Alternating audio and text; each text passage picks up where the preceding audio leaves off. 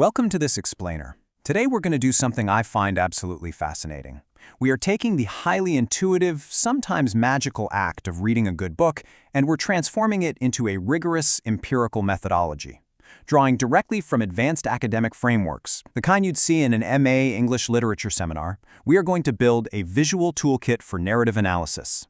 So if you've ever wondered exactly how a story subconsciously manipulates your empathy or worldview, you are in the perfect place. Okay, let's dive right in by acknowledging a foundational truth from our source material. Understanding narrative structure is absolutely essential if we want to uncover how texts construct cultural and ideological meaning. You see, plot isn't just a container holding a story. It is an active, working mechanism. It's a series of deliberate, formal decisions that encode specific values and shape exactly how we perceive the world within the text.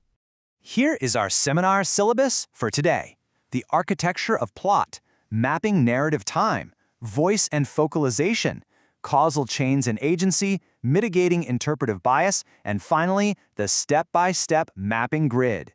Section 1. The architecture of plot. The absolutely crucial point here is that we have to separate content from structure. When we read for pleasure, we naturally get swept up in the content, right? The literal events, like a detective frantically chasing a thief down a rainy street. But as analytical readers, we have to look past the surface and focus entirely on structure. Elements like exposition, climax, and resolution aren't just invisible markers on a timeline. They are active forces, carefully designed to orient our emotional investment and frame the text's thematic emphasis. Think about how these structural elements actively shape that emotional investment. Look at the climax, for instance. It isn't just the most exciting part of the story. It's often a deliberate moment of stylistic intensification. We're talking compressed sentences, heightened imagery, maybe a sudden dramatic shift in voice. This structural peak forces a thematic intervention, pushing certain worldviews onto the reader while totally marginalizing others. And even the resolution, whether it gives us a neat, tidy closure or lingering ambiguity, dictates how we frame and interpret the ultimate meaning of the entire text. Section 2. Mapping narrative time.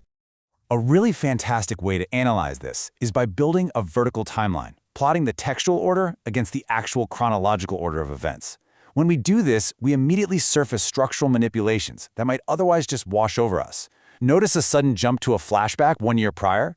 That suddenly recalibrates our moral perception of the characters. It's much like a classic whodunit, revealing a hidden motive right when you least expect it.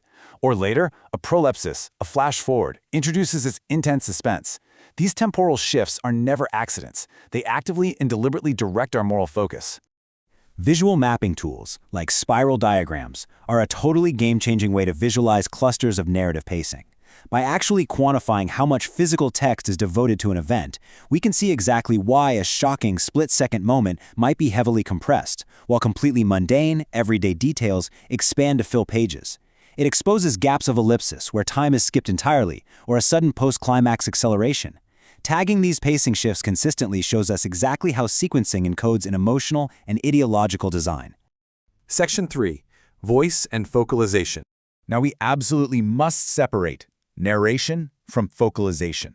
Narration is who tells the story, but focalization is who perceives it.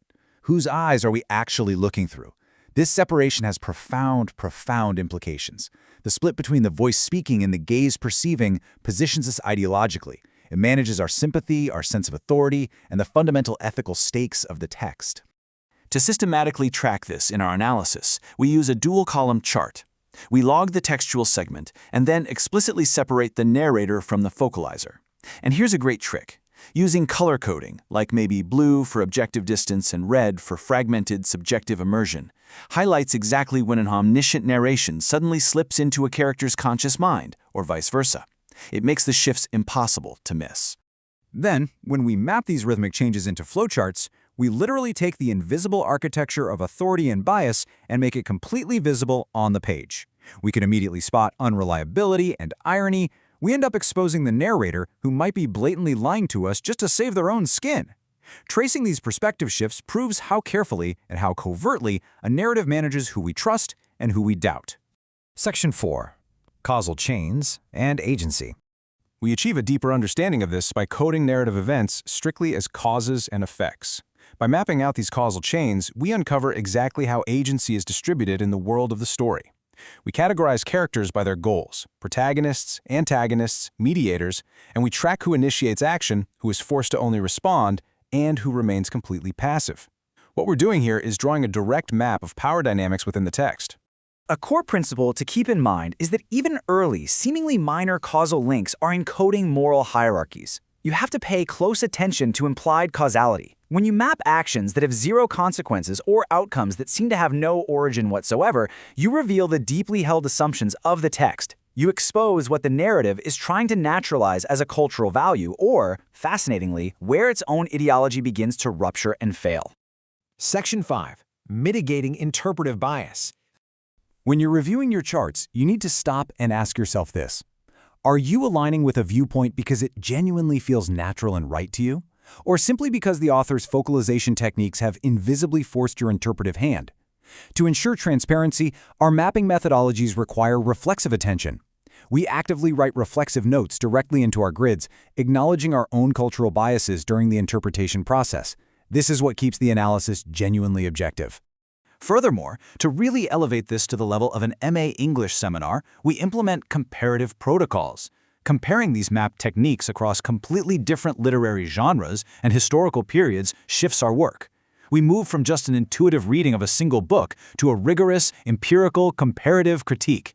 It allows us to view narrative techniques not as isolated magic tricks, but as part of an ongoing ideological dialogue spanning generations. Section 6. The Step-by-Step Mapping Grid. All right, let's put it all together. Here is your step-by-step guide to building a complete narrative dossier. First, define your corpus and research questions. Next, map out the plot phases on a grid. Underneath each phase, log your events, your agents, and those crucial causal links. Then, build that vertical timeline comparing chronological to textual order. Following that, integrate your dual-column matrices to track who speaks and who perceives. And crucially, finish the whole thing off by writing your reflexive notes to check your biases. Notice how categorizing these structural elements side by side reveals these incredible hidden correlations. For instance, you might suddenly see that a temporal dislocation, say a massive cluster of foreshadowing right at the turning point, perfectly aligns with an abrupt shift to an omniscient voice, all while a mediator is responding to an antagonist's power play. This holistic view is exactly what enables truly rigorous scholarship and a vastly deepened interpretation. Through these structured, visual tools, we literally prove that form isn't just the passive container for a story, it is the very mechanism of power itself. It choreographs our emotional pace, aligns our values, and controls our knowledge. So I'll leave you with this thought. If narrative form is this active in orchestrating our empathy, what hidden cultural and ideological work is your favorite story quietly performing on you right now? Thank you so much for joining me for this explainer. Keep analyzing, and I'll see you next time.